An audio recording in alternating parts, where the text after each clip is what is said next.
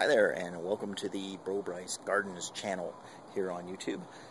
Today I'm going to show you how to make an organic, fully natural organic ant trap, basically.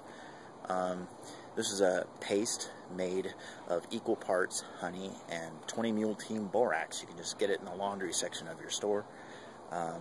So I just got some generic honey and I mixed it in a little cup with some 20 mule team borax. I'll show you what that looks like.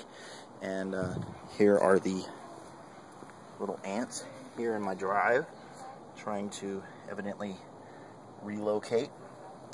And this is the little container that's that I have here that's turned upside down. You see the ants are immediately drawn to it, and so I try to put it right in the middle of their little line here.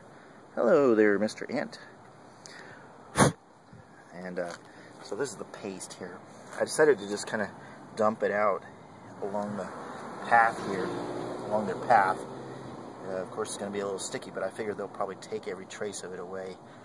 And these little guys here, you see they're drawn right to it. And they may be getting stuck there, but they have been regrouping and leaving and regrouping. I think they're picking it up and hauling it away.